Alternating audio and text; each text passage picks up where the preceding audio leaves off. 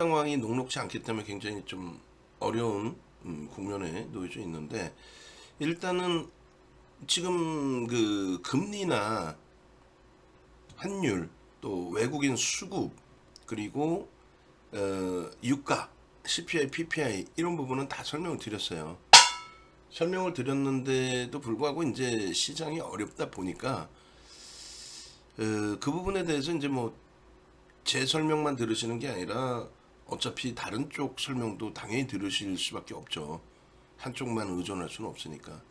근데 그거를 결과론적인 해석보다는 그 근거나 명분에 대해서 명확히 좀 들여다보시는 게 옳습니다. 그래서 일단 가장 먼저 그 문제가 된 부분, 그 부분이 이제 생산자 물가 지수, 소비자 물가 지수인데 특히 소비자 물가 지수인 거죠. 그러니까 요 기준에서 생산자 물가 지수라는 거는 뭐 아시다시피 제조업자가 판매한 상품 가격의 변동, 거기에는 이제 전체 뭐 생산하는 기준 가격 부분들이 다 포함이 되어 있겠죠. 그러니까 원재료 부분이라든가 인건비라든가 뭐 이런 게. 그러니까 근원이라는 거는 변동성이 큰 식품 및 에너지를 제외한 거. 근데 생산자 물가 지수에서는 식품이 에너지가 들어가야 되겠죠. 당연히. 뭐 그런 기준에서 좀 놓고 보시는 설정 범위. 그리고 두 번째 이제 그 기준으로 놓고 보시면 요거 다 필요 없이 이렇게 생각하시면 돼요. 요때 이제 그 긴축을 해야 되지 않느냐라는 의견이 계속 나왔던 거고, 요때. 그리고 요 당시 기준에 긴축을 했어야 옳고, 그죠? 그런데 긴축을 하지 않고 있다가 결론적으로 2022년 1월 달에 시장이 정점을 찍습니다. 그러면 이 기준까지는 생산자 물가 지수를 견딜 수 있다라는 거잖아요. 인플레이션 계속 가팔라져 있었고, 소비자 물가 지수는. 근데 결론적으로 요 지점에서 여기까지 올라왔다가 이제 미국 쪽에서는 이제 근원 생산자 물가 지수도 잡혔고, 근원뿐만이 아니라 실질적으로 이제 전체 에너지 가격, 식료품까지 포함한 전체 수준을 놓고 봐야 되는데 그것도 잡혔어요. 그게 뭐가 문제냐는 거야. 어? 이걸 보기 전에 원론적으로 그러면은 이 부분을 놓고 만약에 보신다라고 한다면, 미국의 이제 주가 흐름을 먼저 놓고 보신다고 하면 뭐가 어찌됐건 시장은 빠지지 않았냐 이 기준이라고 한다면, 그러면 뭐가 어찌됐건 시장이 빠졌다라고 했을 때 이 당시 여기서 왜 올라갔냐라는 거죠. 응? 7월 저점, 6월 말 7월 저점을 찍고, 그러니까 이제 필라델피아 반도체 지수는 이 정도가 이제 저점이 되고, 어찌됐건 여기서 쭉 뻗어 올라가다가 적게 올라갔나요? 무지하게 올라갑니다. 20% 이상 올라갔어요.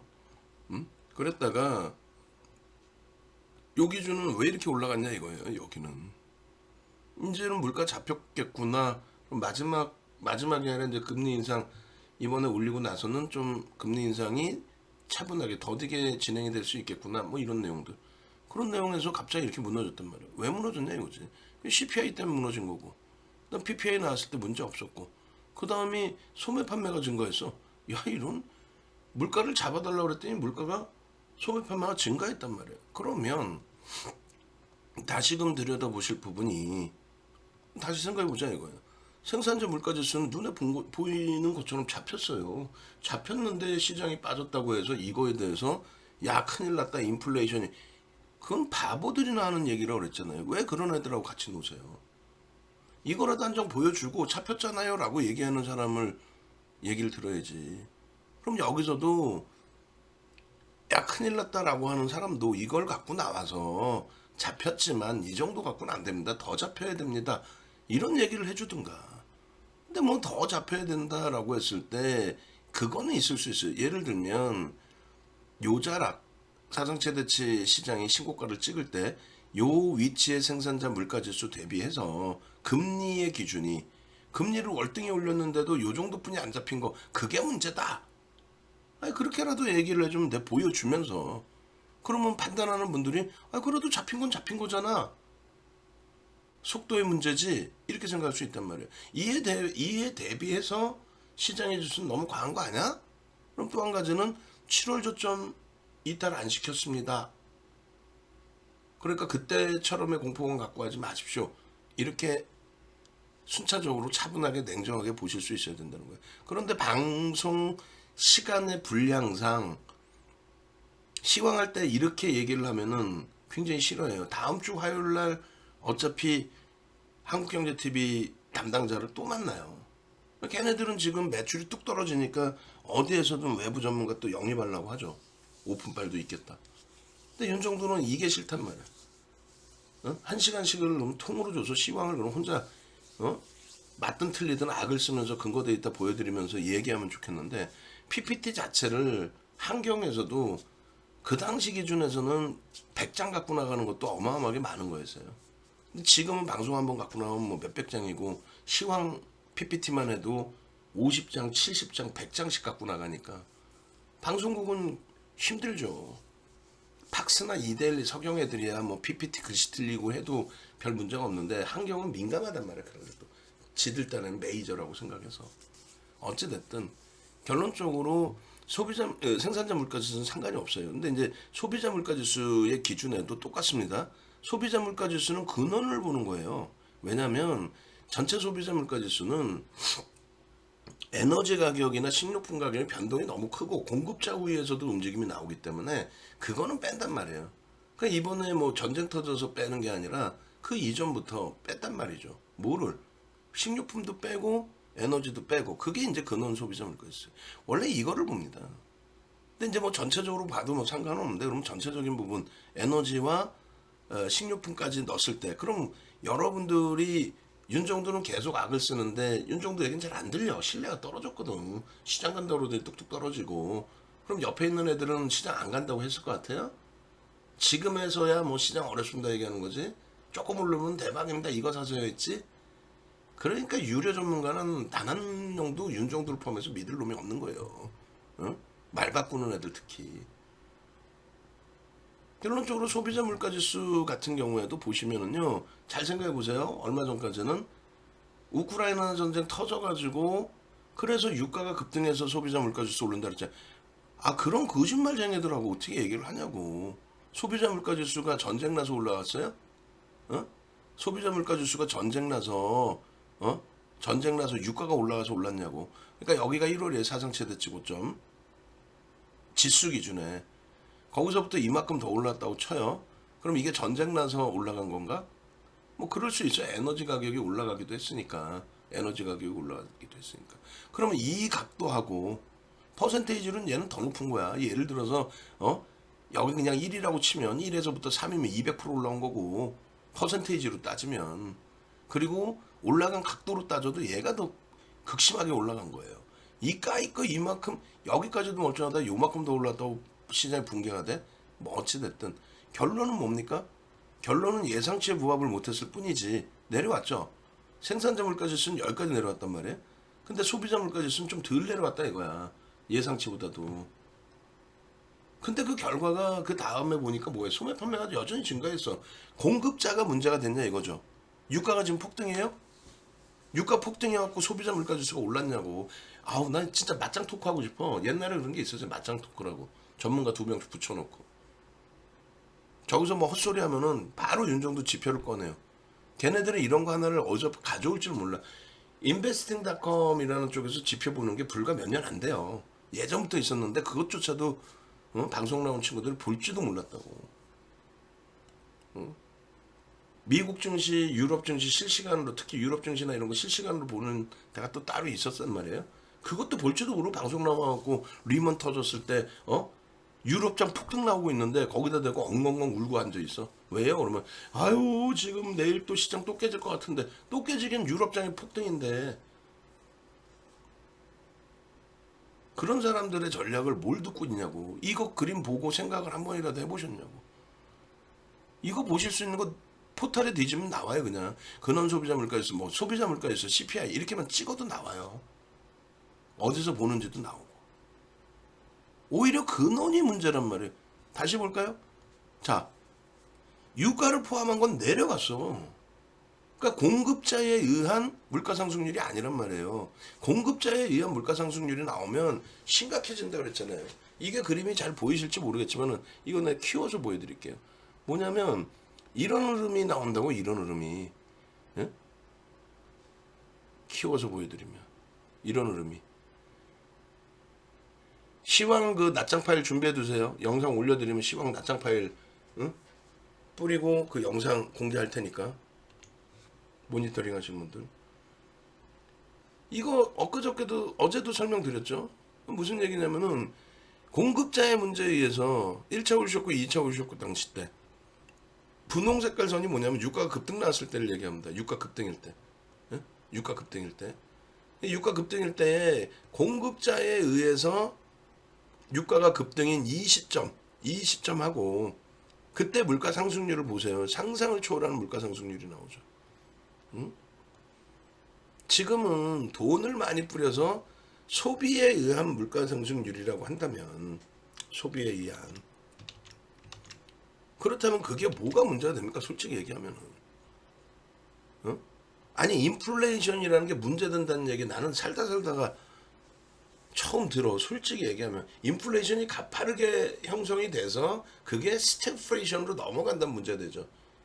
경기는 안 좋은데 물가만 오르는 거.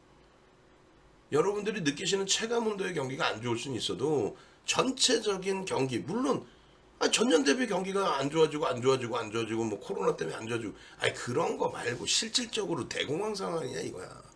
그거 아니잖아요. 주식 시장이 무너져서 힘들 뿐이지 지금 경기가 좋은 쪽은 좋단 말이에요. 여전히. 예? LG노텍 오늘 왜 유일하게 안 빠지고 오히려 플러스가 왜 나와요? 1%가. 실적 얘기했잖아요. 2019년도 실적 1000억짜리가 지금 1조 1000억을 넘기는 2019년 1000억짜리가. 근데 앞으로도 전장 부분에 대해서 계속적으로 애플 쪽은 당연한 거고.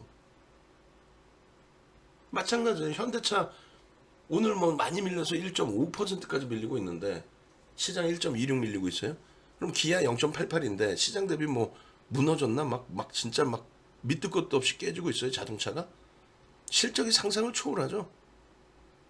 방산 쪽도 고점 대비 신고가 대비해서 무너져서 미끄러져 내려온 거지. 방산 쪽이 전체 시장 감안했을 때 특히 7월 저점 대비해서 방산이 지금 깨져 내려가 있나요? 아니죠. 2차 전지 최근에 막 힘들었지만은 걔가 지금 7월 저점 깨고 내려갔네? 아니죠. 업종마다 서로 틀려요. 다. 그러면 옥석 가리기를 업종별로 하자. 그건 뒷부분의 얘기고 지금 당장의 기준에 경기가 둔화돼서 스태그플레이션으로 가느냐. 근데 저는 둔화라는 표현을 해요. 근데 침체라는 표현하고 이게 미묘하게 차이가 나요. 침체라는 거는 말 그대로 진짜 곤두박질 치는 그 흐름을. 근데 지금 기준은 가장 단순하게 생각해 보세요. 각국의 중앙은행과 각국의 중앙정부가 그래 한번 국민들 다 죽어봐라 하고 정책을 지들 마음대로 막 그냥 하나? 아야 금리 올리고 싶으면 확 올리자면 이러나? 다만 안타까운 거는 미국 자체도 그 선진시장이라는 곳이 정치적인 입금을 어떻게 할 수가 없다라는 거죠. 트럼프가 대통령이 됐어도 마찬가지인 거예요. 선거 공약이 돈 뿌리겠다는 건데, 경기 살리겠다는 건데, 누구나가 체감온도는 경기가 안 좋은 거예요. 아무리 호황이 와도 체감온도는 안 좋단 말이에요. 결론적으로 야 내가 돈 뿌려줄게, 나 찍어. 그래 대선 선거 당선되자마자 2조 달러를 뿌렸잖아요. 2조 달러를 금리를 올려야 된다고 하는 시점에 2조 달러를. 그러니까 빅스텝이 나오고 자이언트 스텝 나오고 뭐 더 크게도 올릴 수 있다 얘기 나오고 파월 의장 벌써 봐요. 이때 얼마나 월가나 이런 데서 금리 인상해야 될 것 같은데 라고 할 때 뭐라 그럽니까 파월 의장. 뭔 소리야, 금리 안 올려도 돼.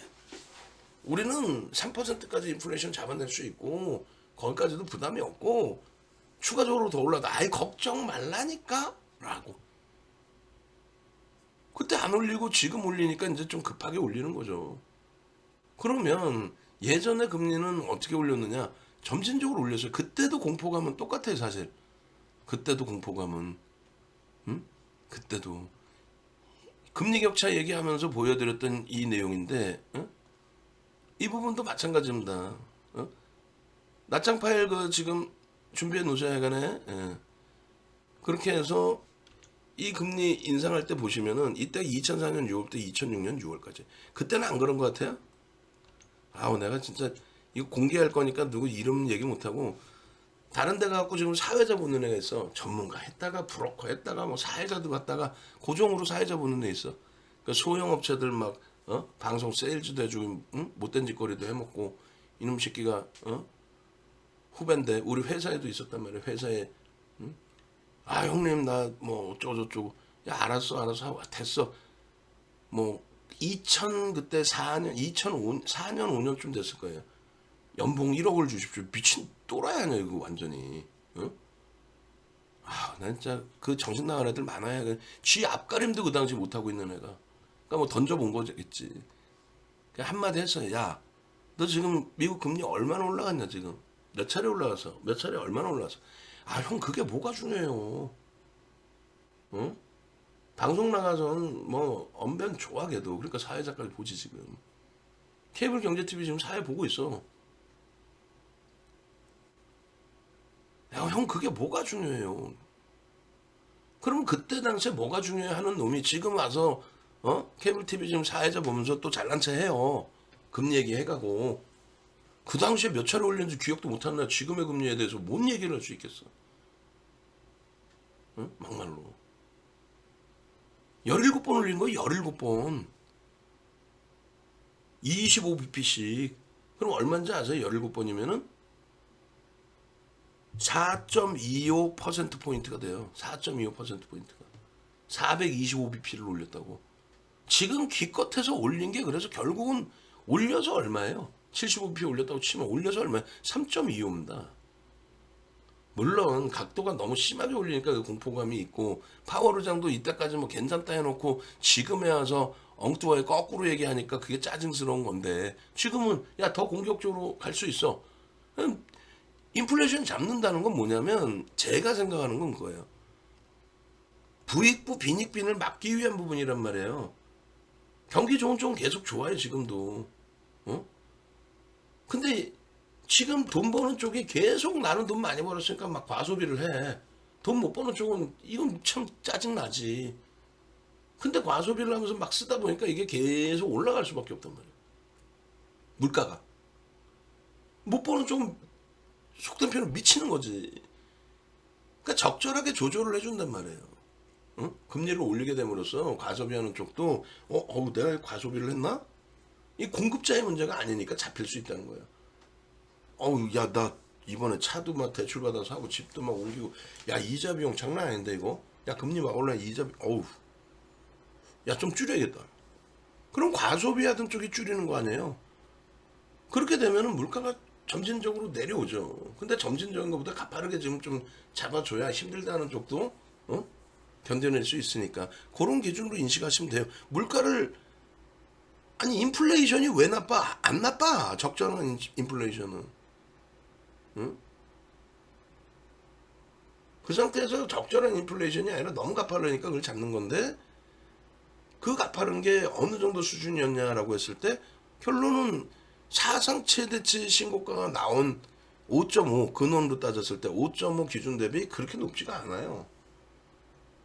단 금리를 올렸는데도 안 잡히니까 야 이거 뭐지가 되는 건데 결국은 잡힌다는 쪽으로 무게를 두는 거죠. 0.7로 더 올렸어. 과소비하던 쪽이 여전히 과소비해? 그럼 또 올리는 거지. 아니 5.25까지 올린 거예요. 결국은 4.25%포인트를 올려서 결국은 금리가 2006년 6월 달에 5.25였어요. 물론 그 당시까지의 금리까지 올린다? 아니 지금은 뭐 한 4.5 정도를 정점으로 보고 있는데 그 얘기 나오니까 뭐 내년에도 금리를 안 내릴 거고 정신 나간 거 아니에요? 금리를 내린다는 건 뭐예요? 경기를 부양한다는 얘기야. 안 그래요? 금리를 내려서까지라도 유동성을 줘서 경기를 부양하겠다. 그게 악재입니까 오점입니까? 악재입니다 그거는. 금리를 내려서 경기를 부양하는데 그게 바닥금리까지 내려갔을 때는 이제는 경기가 이제 잡힌다는 얘기고 처음 금리를 내리기 시작할 때는 그때는 이제 정점이 다다랐구나. 이제 스타트구나. 그러다가 금리를 급격히 내릴 땐 뭐예요? 죽는 거지. 언제? 코로나19 때, 그 이전에 리먼 터질 때 급격히 내리죠. 죽는 거죠. 그럼 반대급부로 생각할 때 금리를 급격히 올린다? 야, 경기가 급격히 좋아졌구나라는 생각도 할 수 있는 거예요. 아니, 급격히 좋아졌잖아. 막말로. 안 좋아졌어요, 경기? 아니, 부동산 올라간 거는 경기 안 좋아진 거야? 전체적으로 놓고 봤을 때는 경기가 그만큼 과열돼 있었다는 거죠. 과열된 거를 잡는 거예요. 물론 체감 온도는 좀 떨어지고, 그리고 완벽하게 모든 글로벌 국가들이, 글로벌 중앙은행이 가파른 금리 인상 이 기준이 아니고 그 이전에 점진적으로 금리를 쭉 올리던 시점이라면 그럼 경기가 더더욱 안정적으로 좋았겠죠. 지금 공포감의 기준이 더 크다는 거예요. 나머지 부분은 똑같이 생각하시면 돼요. 똑같이.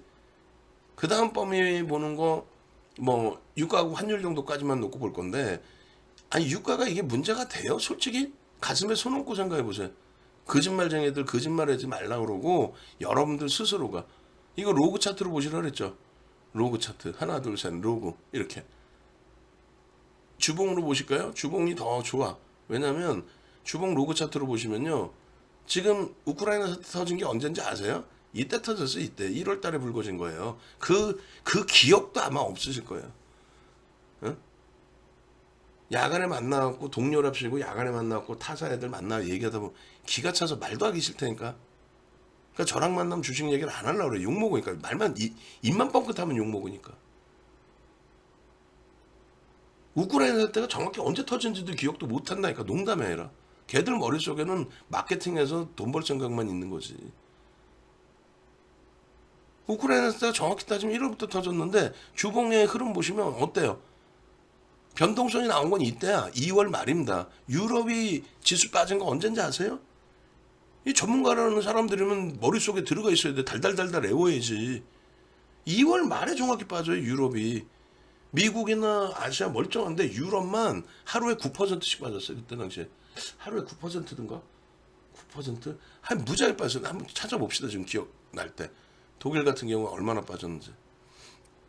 상상을 초월하게 빠집니다. 상상을 초월하게. 그렇게 돼서 2월 달의 기준이에요. 그리고 되돌릴 때도 뭐 상상을 초월하게 되돌리고. 그때가 이제 뭐 여러 가지 이유가 있겠습니다만 유럽은 바로 붙어 있잖아요. 2월 말이에요.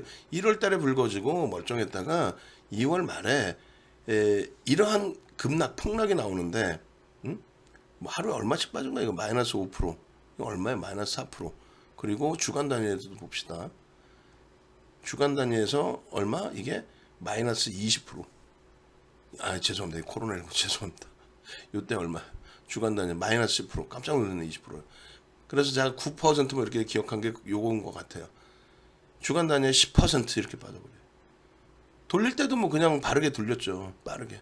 근데 이때가 무슨 일이 있었냐면은 2월 말에 뭐 그게 바로 직격탄인지 모르겠습니다만 2월 말에 나왔던 얘기 중에 하나가 러시아 쪽에서 뭐 핵을 사용할 수도 있다 이런 내용.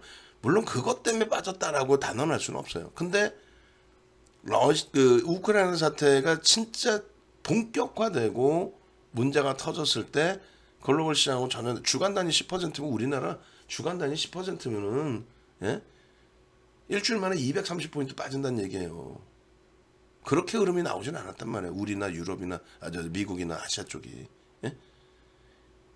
결론적으로 유가가 그래서 마찬가지라는 얘기예요. 유가가 주봉으로 보시면 변동이 커진 게 이때 3월 초 2월 말 3월 초 그거 한번 반짝하고 우크라이나 사태 때문에 유가가 강세된 건 요때 한번 반짝하고 만 거예요. 이런 건 점진적이죠. 이건 뭐예요? 원래 정상적으로 이거는 선물의 영향으로 과도하게 밀린 겁니다. 예? 코로나19 터지고 선물 만기 청산 때문에 어쩔 수 없이 과도하게 터졌던 부분이고, 이 당시에도 환경애들 작가 뭐 캐스터 뭐 AD 다 죽어서 ETF 상품 열풍 불고 막 할 텐데 원유 지금 이거 과도하다라고 지금 사면 대박 난다고 다 죽었지. 반대매매 다 나가고 울며 불며 얘기하는 대표님 어떻게 이렇게 마이너스가 형성될 수 있어요? 유가라는 게 선물 때문에 그래요. 어쩔 수 없어 그거는. 그럼 정상적인 부분이 여기라고 치면 여기서부터 경기가 살아나고 좋아지는 흐름이기 때문에 돈을 뿌려서 점진적인 상승이 나오잖아요. 그러면 3, 4개월 동안에 움직인 등락폭이 요 정도란 말이에요. 3, 4개월 동안에. 응? 그럼 여기서부터 여기까지도 조정받고 정상적인 흐름으로 해석을 해도 아무렇게 이상할 게 없어요. 왜? 1월 달에 미국 증시가 사상 최대치를 찍었기 때문에. 그리고 유가 때문에 힘들어요 라고 한 건 이것뿐이 없어요. 솔직히 얘기하면은. 근데 원래 오르고 있던 과정이고. 이것 때문에 뭐 인플레이션이 어마어마해서 뻥쟁이들 아주. 그리고 내려와서 다시금 올라가다가 결국은 어떻게 돼요? 경기가 둔화되다 보니까 저렇게 되죠. 경기가 막말로 침체. 그리고 뭐 선물이든 나발이든 저렇게 꺾여야 문제가 되는 거 아니에요. 야 이거 경기 둔화가 아니라 침체될 수 있어. 스태그플레이션의 우려감이 있어. 막말로 개뿔이나 뭐가 그렇게 스태그플레이션의 우려감이 있나? 지금의 유가의 조정폭이 등락률로 따졌을 때 로그 차트로 보실 때 이렇게 가파른 하락률이 나오고 있는 건가요? 아니죠 지금. 근데 왜? 이거를 두바이유로 놓고 보시면은 마찬가지예요. 두바이유로 놓고 보시면 더 오랜 기간을 볼 수 있거든요. 그 이전 거부터. 그럼 두바이유 한번 봅시다. 그 이전 거부터 한번. 이렇게 나와요. 리먼 터지고 리먼 터지고 세계 경기 붕괴될 때 이런 각도 나와요. 지금 그 각도예요. 다 필요 없이 여러분들 스스로가 이게 오늘 하루 이틀 얘기하냐고 23년을 얘기하는 거예요. 여러분들께. 특히 방 안에 계신 분들은 지금 다 오래되신 분들이 그죠? 신규 가입자가 뭐 솔직히 얘기해서 뭐 각 케이블 TV 이쪽 유료 사업에 매출이 뭐 3분의 1 토막 났다. 4분의 1 토막 났다. 그러고 있어요. 뭐 신규 고객분들이 얼마나 계세요? 안 계셔요 별로. 특히 윤정두는. 눈에 보이는 것만 믿으시라는 거예요. 눈에 보이는 것만. 이게 지금 로그 차트로 이게 조정입니까? 처음에는 우크라이나 때문에 뭐 유가가 폭등 보지도 않고 얘기해. 보지도 않고 그냥 뉴스 보고 유가가 다시 고점을 넘겼습니다. 뉴스 보고 그냥 보지도 않고 경기가 침체될 것 같으면 얘부터 폭락이 오는 거예요. 그 다음에 이제 환율입니다. 환율. 그 환율 부분도 보시면 우리나라 원화가 1,400원을 넘겨서 문제가 심각하고 맞아요. 심각한 건 맞는데 지금 달러 인덱스가 강할 뿐이지 달러 인덱스가 강할 뿐이지가 아니라 달러 인덱스가 강해요. 그리고 우리나라와 달러의 기준이 가장 우리한테는 중요하겠지만은 달러 인덱스를 본단 말이에요. 그리고 거기에는 6개 통화의 기준 대비해서 이제 지수인 건데 어찌됐건 주요 통화는 다 들어가 있잖아요. 뭐 유로하고 파운드가 들어가 있으면 된 거지. 그리고 엔화가 들어가 있잖아. 그럼 된 거죠 뭐. 그 세 개의 화폐, 공용화폐, 그 세 개의 화폐에 대비해서 달러의 그 추이 부분인데 리먼 터졌을 때 달러 어떻게 했어요? 지들이 문제를 일으켜서 세계 경기가 어려워진 거잖아요. 그때 달러 어떻게 했어요? 지금 이게 지금 달러 강세인 건 이게 달러 강세예요. 엔화가 약세인 거고. 그럼 이건 뭐예요? 달러가 약세인 거겠죠. 엔화가 강세고.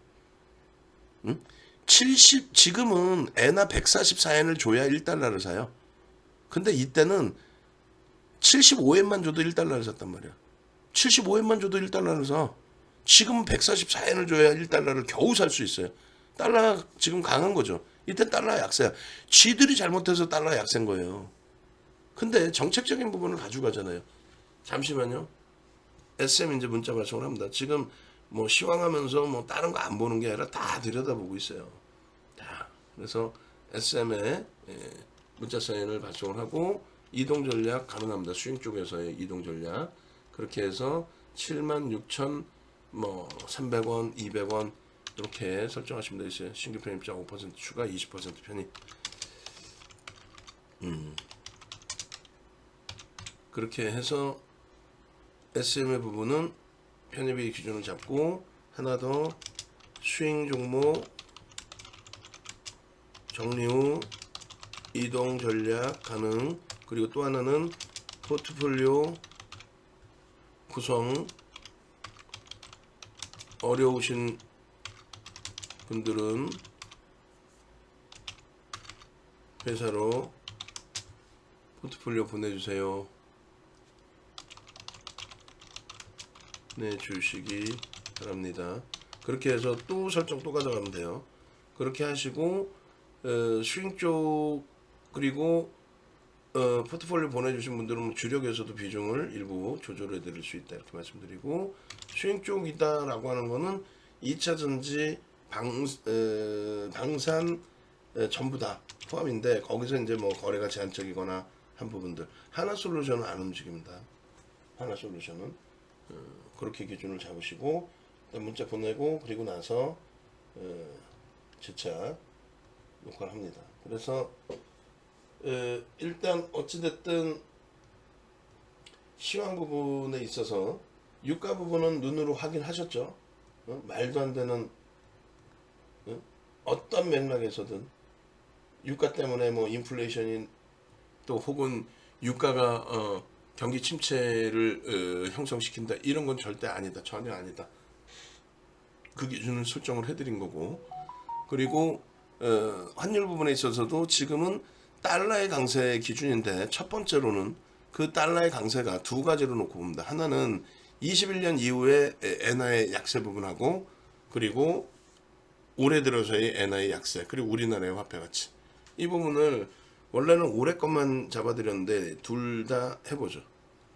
그렇게 해서 파운드화까지, 유로화까지 같이 보겠습니다.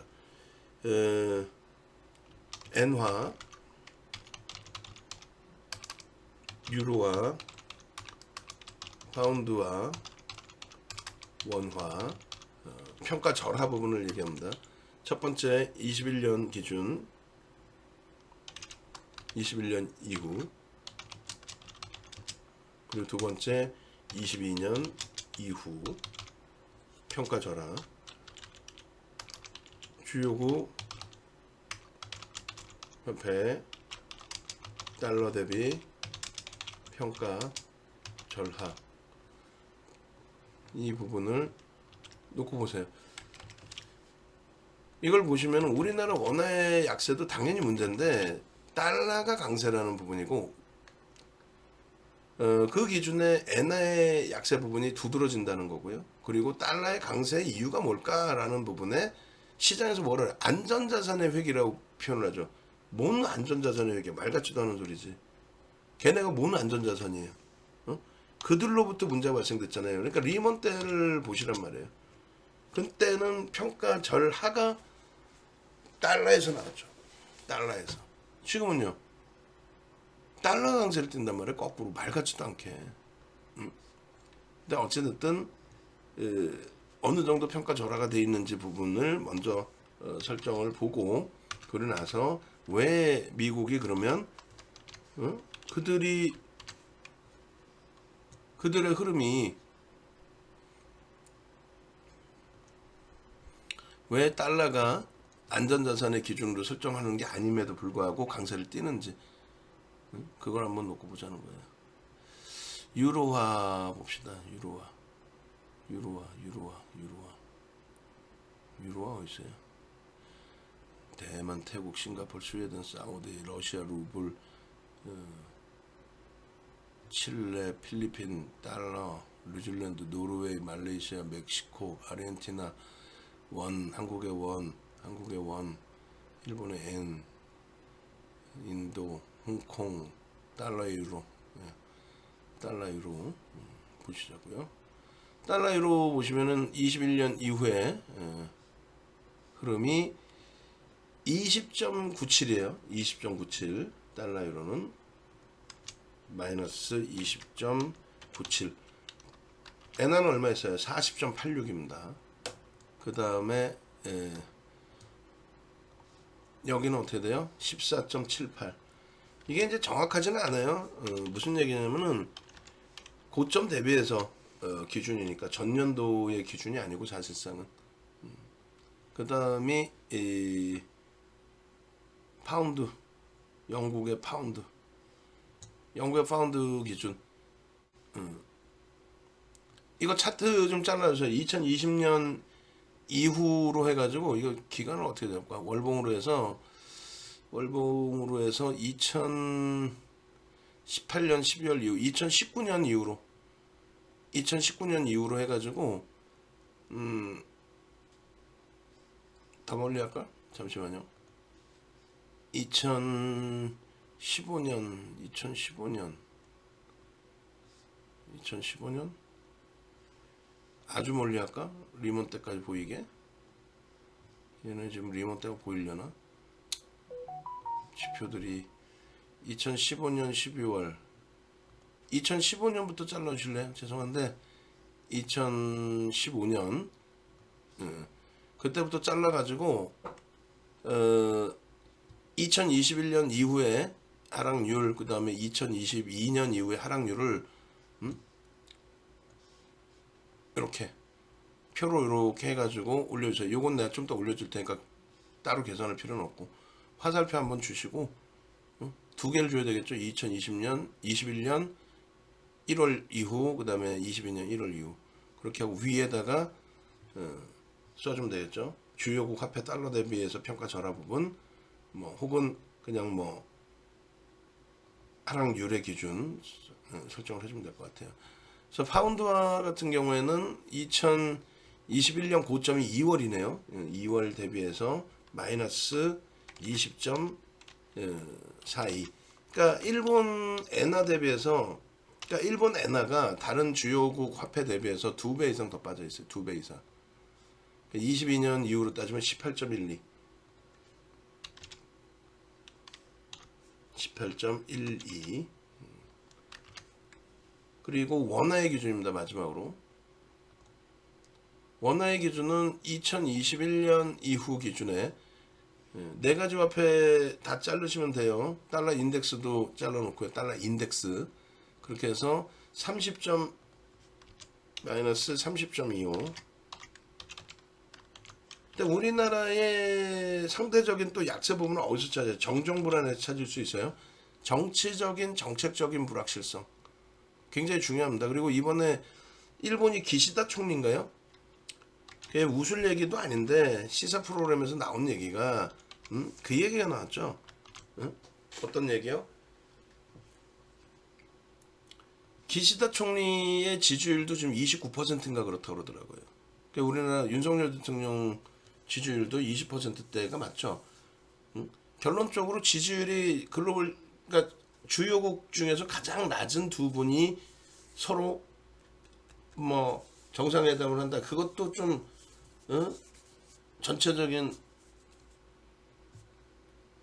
흐름에서 놓고 볼 땐 좀 우습지 않겠냐라는 그냥 그 코멘트가 나왔어요. 왜 그러냐면은 한일 정상회담을 우리나라에서는 뭐 한다 결정됐다라고 표현을 하고 일본은 언제 우리가 결정시켰냐 또 뭐 서로 뭐 조율한 게 있냐 없냐 뭐 여러 가지 말들이 많은데 뭐 어찌됐건 우리나라의 정정 불안도 만만치 않다라는 거예요.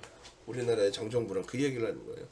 지지율도 지금 취임 초기에 그렇게 좋지도 않고 또 정책적인 부분도 이제 좀 그렇고 여소야대여서 그런 건지 뭐 하여간에 뭔지 모르겠습니다만 뭐 정치적인 얘기를 하려는 게 아니라 말씀드린 것처럼 그런 내용들 정정 불안이 시장에 미칠 수 있는 내용들 엔화의 평가 절하가 월등한 상태의 유로화나 원화의 기준 원화가 지금 더 가파라졌어요.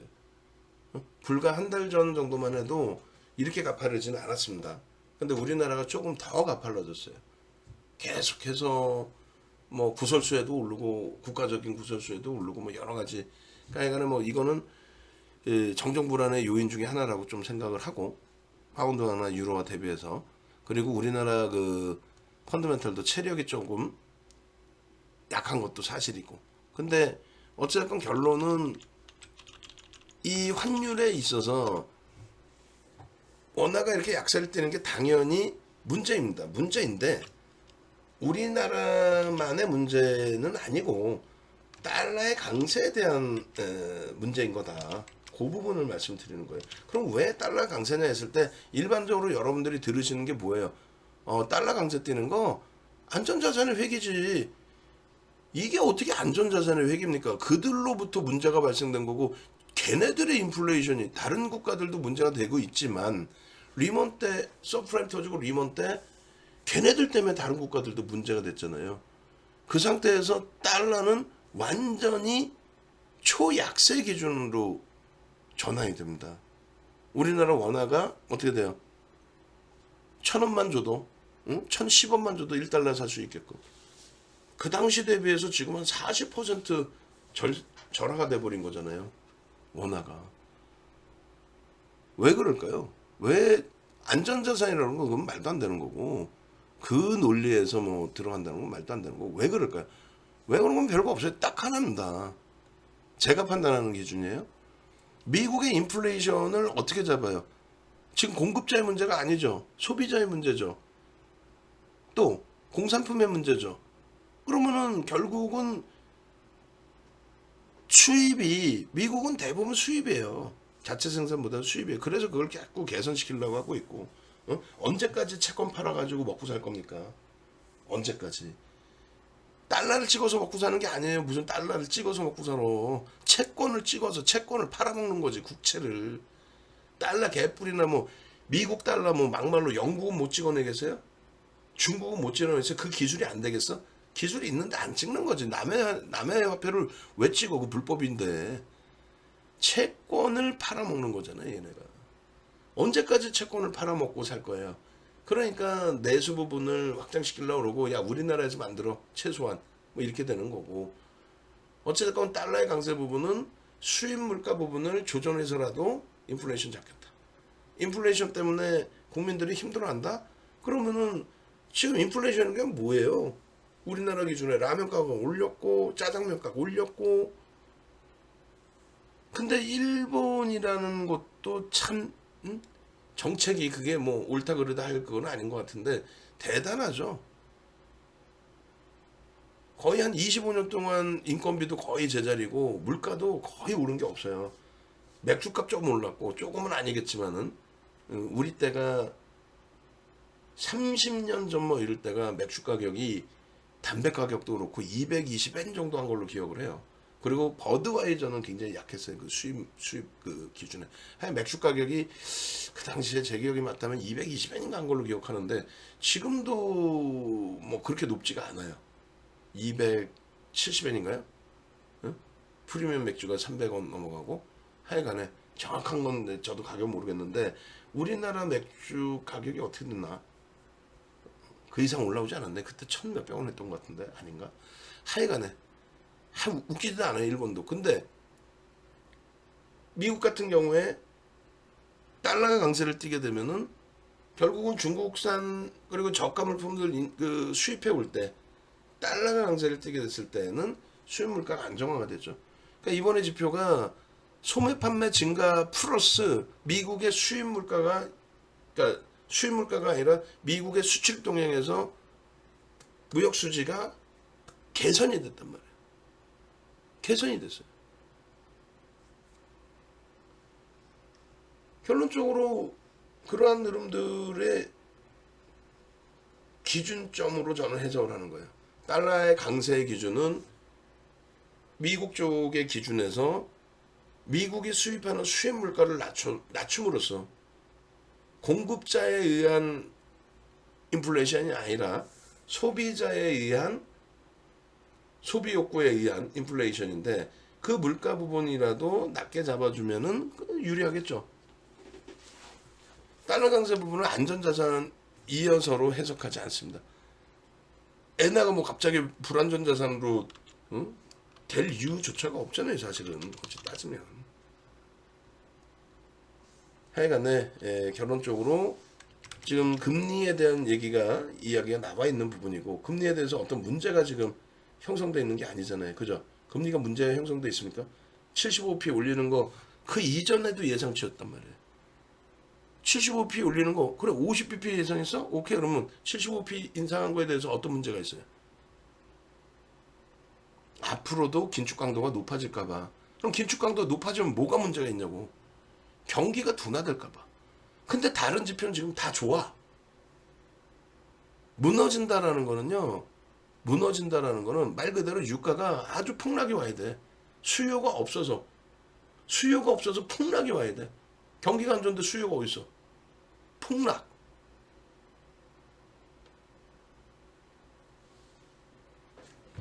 경기가 안 좋아? 부양책을 써야죠. 금리 올리는 게 문제가 아니라. 응? 금리를 올리는 과정에서 돈은 뿌렸잖아요. 또 미국도 그렇고 우리도 그렇고. 금리 올리는데 우리도 돈을 또 뿌려서 얼마 전에 재난지원금 또 뿌렸잖아요. 그럼 경기가 진짜 침체 상태라면 돈을 꼭 뿌리라는 게 아니라 금리를 올리는 걸 떠나서 대책이 나오겠지. 그 이상의 또. 그러니까 너무 패닉에 빠지지 말자는 거야. 너무. 그러니까 결론은 시황 이렇게 말씀을 드린 거고요. 결론은 나머지 부분에 있어서 그러면 종목 전략 어떻게 할 거냐. 말씀드린 것처럼 지금의 기준의 주력에서는 자동차, LG화학, IT 순으로 보고 IT가 낙폭이 과다돼서 편입을 하고 싶다 하시면 어제의 기준처럼 문자가 나가긴 나갈 거예요. 근데 그거는 제한적으로 나가요. VVIP 방만. VIP 방하고. 저점에서부터 우린 기준이 있잖아요. 저점에서부터 극대형주의 1% 이상 돌려야 돼요. 예를 들면 하이닉스 오늘 87,800원 정도 돌리면서 수급 정도 또 봐야 돼요. 응? 다행히 오늘 거래가 제한적인 상태에서 눌려 다행인데 삼성전기 무지하게 좀 두들겨 맞았죠. 그럼 삼성전기 최소 1%에서 1.5%를 돌리면 그러면 그때 기준으로 설정합니다. 그래도 주력 우리가 세 군데 방이 있는데 VIP 방 이상으로만 발송을 합니다. 그리고 오히려 LG에너텍 상대적인 강세죠. 왜 강세일까? 실적이거든. 실적. 상상을 초월하는 실적. 그럼 나머지 아이템은 실적이 하향되는데 왜? 삼성전기 실적 하향 안 돼 있어요. LG전자도 실적 하향 안 돼 있습니다. 반도체 쪽이 하향이 된 거죠. 근데 그 하향된 것보다 주가는 더 많이 빠졌어. 너무 많이 빠졌어. 자동차도 LG화학도 저점 대비 1% 돌리면 문자 사인 나왔는데 VIP방 이상에만. 불교동방은 또 저쪽 매직마스터 문자방은 변동성이 확장되어 있는 종목군 기준에서 문자 나갈 거예요. 그리고 우리 그 정의원님들께도 말씀을 드리지만은 예를 들어서 하나 에어로스페이스도 마찬가지예요. 개장 초에 우리가 매수자인 나갔고 72,200원 찍고 1% 돌리면 그러니까 73,000원 수준의 추가 편입 들어가겠습니다. 근데 프로그램이 그때 한 12만 주, 13만 주 매도했어요. 그것도 확인하고 또 73,500원 혹은 보합인 73,800원 이런 기준을 잡아서 추가 편입 나가겠습니다. 근데 이제 다른 쪽 전략을 잡아드리다 보니까 어떻게 돼요?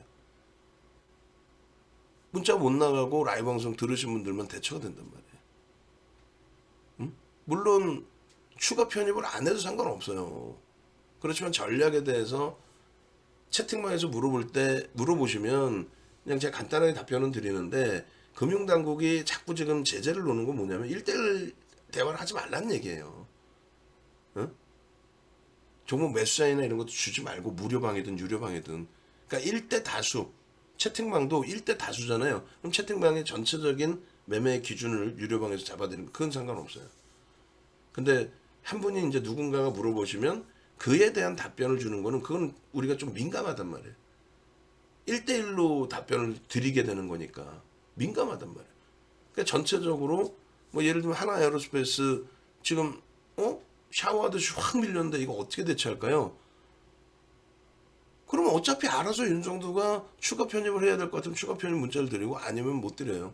근데 라이브 방송에서는 미리 이렇게 전개가 되면 추가 편입을 하겠습니다. 이렇게 말씀을 드리겠죠. 그러니까 라이브 방송인 거예요. 과금이 그래서 더 비싼 거였죠. 근데 불기둥방에 계시는데 똑같은 전략을 잡아드리기가 죄송스럽지만은 안 잡아드린다는 게 아니라 그게 힘겹다는 거지. 윤정도는 혼자고. 그리고 질문을 주셨을 때 즉각적으로 제가 보면은 다행히 답변이 되는데 그러지 못할 경우가 있고.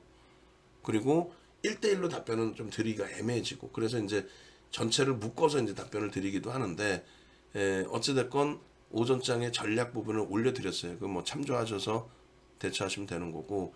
그리고 이제 라이브 방송 쪽은 그래서 내가 접속할 수 있을 때 라이브 방송 핸드폰으로 접속하셔서 이거 어떻게 할까요? 라고 질문을 주시면 그러면 그에 대해서는 마이크 켜놓은 상태에서 직접적인 답변이 되죠. 전체적인 공개적인 답변이니까. 네?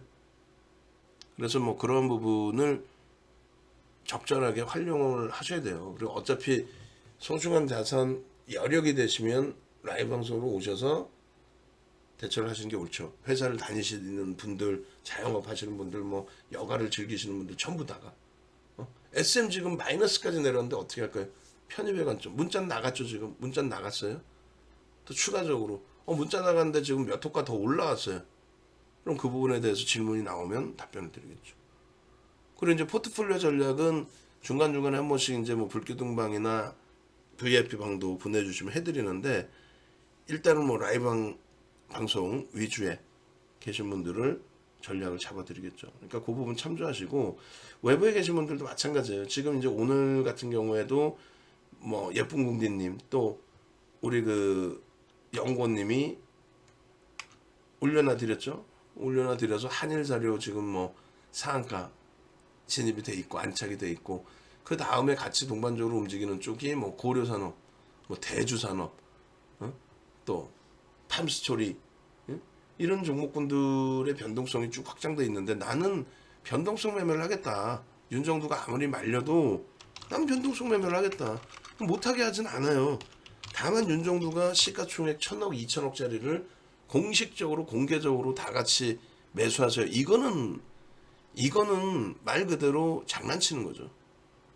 매매 좋으신 분들 앞에 사시고 뒤에 쫓아가신 분들 전부 물량바지 되는 것뿐이 안 된단 말이에요. 그래서 결론적으로 난 매매가 원활해서 개별 기준에서도 매매할 수 있다.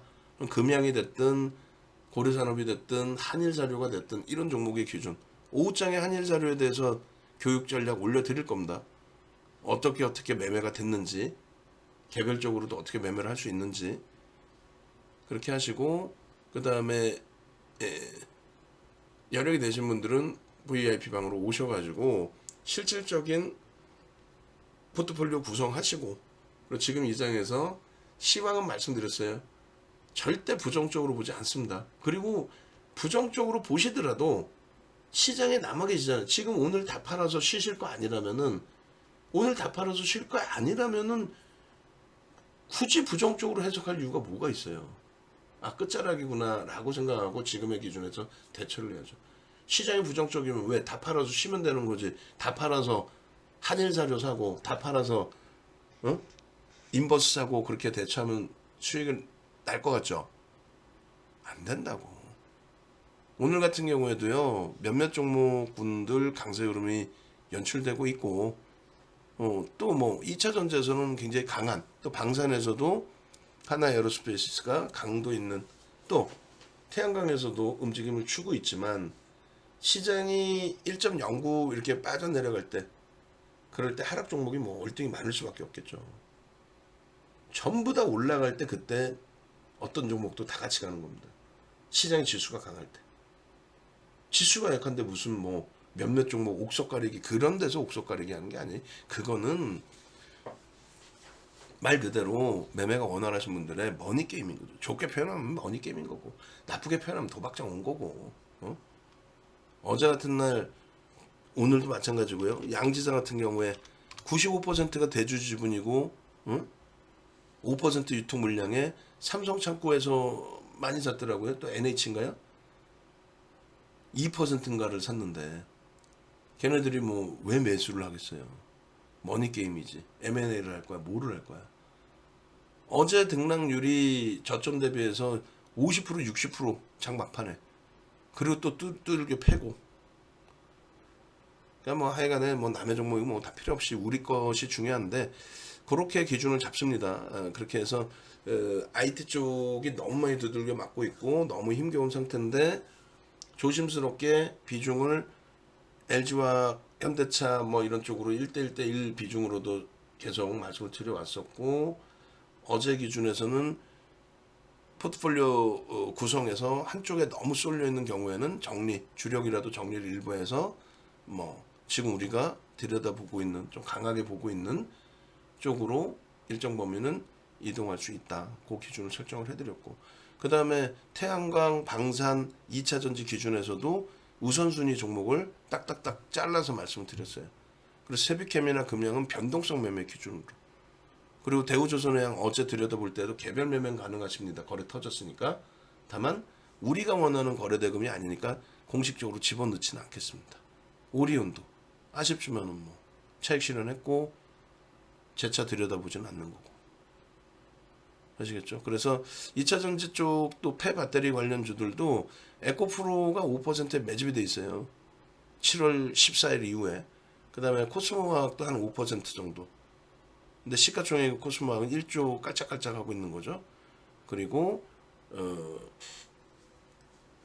포스코 케미칼이나 이제 코스모 신소재의 수급 범위, 또 에코프로 BM의 추세 반전, 이런 부분들 이제 순차적으로 놓고 보실 수 있는, 그렇게 설정을 해드리는 겁니다.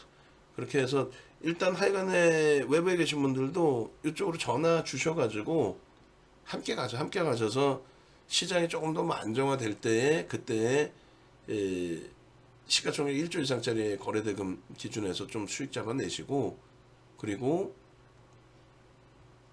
1조 미만짜리 종목에서는 완전히 좀 여유가 생길 때의 기준을, 변동성 매매 너무 뭐 즐기실 그 상황은 아니니까 그렇게 하고, 주력주에서도 옥석 가리기, 그리고 주력주에서도 비중의 일부 조정, 그렇게 설정을 합니다. 그리고 주력주는 어지간해서는 움직이지 않습니다. 비중이 이제 좀 많이 형성돼 있을 때 그 부분을 한쪽으로 치우쳐져 있을 때 그 부분을 조금 일정 범위 조정하는 그 정도 수준으로만 해석하시면 될 것 같아요. 나머지 시황 부분은 뭐 CDS 프리미엄이나 이런 쪽까지 굳이 보실 필요도 없고, CDS 프리미엄은 아주 멀쩡해요. 지금 가장 문제가 된 그거부터 움직입니다. 그리고 뭐 채권 금리에 대해서도 여러분들이 거기까지 뭐 굳이 또 아실 필요도 없어요. 금리 지금 현재 상황, 그리고 지금 모니터링 하신 분들은 금리 이제 인상이 됐기 때문에 금리표, 인베스팅닷컴에 들어오면 금리표 나와요. 새로 잘라서 지금 바로 올려주세요. 새로 잘라서 유료방, 무료방 다 올려주세요. 그리고 요거 지금 영상 드릴 테니까 압축해서 유료방 올려주시고, 올려주시기 전에 그 동영상, 자료 있죠? 낱장 파일하고 PDF 파일 두 가지 다. PDF 파일, 낱장 파일, 그리고 동영상 지금 거 압축한 동영상 올려드리고, 동영상 링크가 생기면 각 방에, 무료 방에도 똑같이, 그리고 마이크 켜놓고 말씀드리기 좀 죄송스럽긴 한데, 지금 자선사업회 무료 방에? 아니죠. 그럼 올렸으면은 상품 안내도 같이 올려드려야죠. 그리고 뭐 회원분들 수익 나신 내용들, 내역들 같이 올려드리고, 그냥 툭 던져놓는 게 아니라, 그렇게 해서 기준 잡아주시기 바랍니다.